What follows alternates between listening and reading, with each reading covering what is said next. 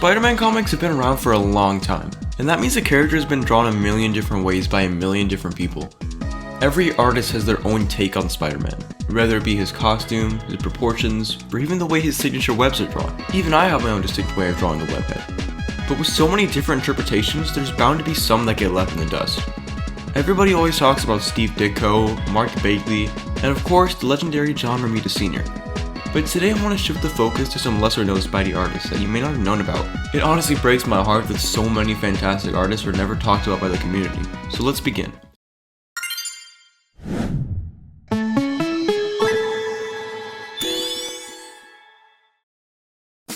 First I want to talk about Ron Frenz.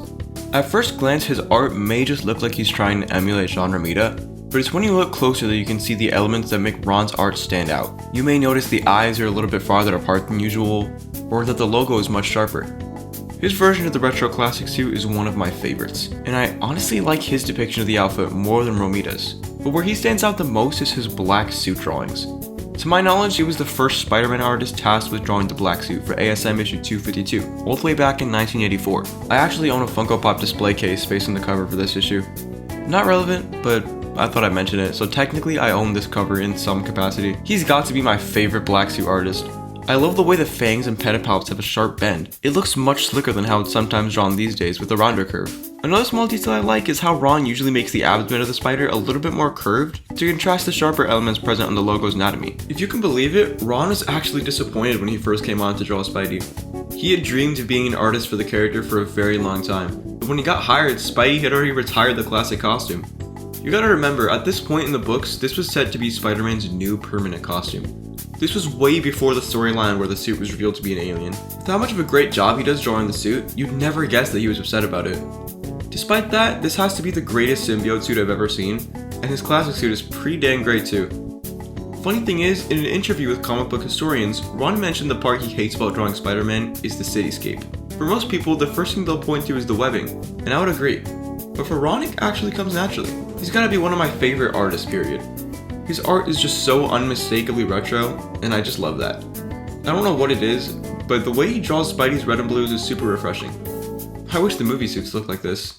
The next artist I want to highlight is Ryan Ottley. Some of you may recognize his art from Invincible, and his work there is excellent. But today I want to talk about his Spider-Man art. I've heard a couple people say that his art looks too cartoony, but I have to disagree. The heavily stylized look of the characters is extremely appealing. The proportions are super blocky, and I think that's so cool and refreshing. I feel like most comic art these days looks like tracings of 3D models, and that's not to diss anybody. If you like it, then that's awesome.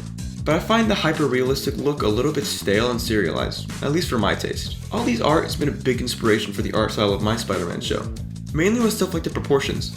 You can see the much blockier aesthetic translated to a simpler and more cartoony style in my series. Something I find very interesting is that Ryan uses a mix of traditional and digital methods for his art.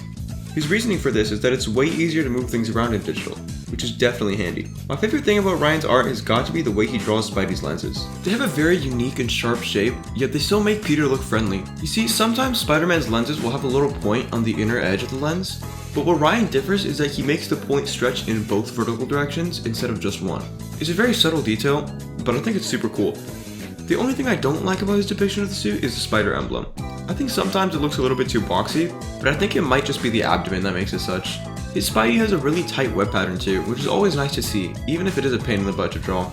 Overall, his art is insanely good, and the stylized approach really makes Ryan stand out from all the other Spidey artists. Patrick Gleason is an artist I never hear anybody talk about, which is a huge shame because his art is some of the best. It definitely has a little more of that modern day comic art feeling, but that doesn't mean it looks bland at all. Now that I'm looking at it more, it may just be the coloring that makes it look that way.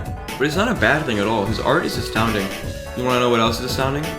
The Beyond suit! Oh, hell no, man. You really thought you wouldn't hear me mention this thing? I talk about this suit like every week, dude. And it's because I freaking love it, and nobody else does. Although I have seen people depict this logo with a black logo instead of a blue one, I don't think the suit is actually like that. The blue logo is connected to the blue subsection of the costume. Anyway, the Beyond suit is fantastic, and its appearance was drawn by none other than Patrick himself.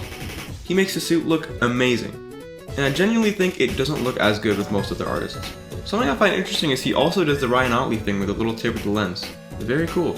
His art looks like something out of an animated movie, and I can tell you with 100% certainty, I would not be disappointed if a new piece of Spider-Man media came out looking like this. The way he draws Spidey is super expressive and dynamic. I don't really have much to say other than I just love his art. Next up is Sal Buscema. I love the way he draws the spider emblem, with the legs stretching out so wide. The anatomy of his Spidey is super appealing too. The muscle definition is top notch, and his chest looks super boxy. I love the way he draws Spidey's lenses, and I would love to make a mask based off his art one day.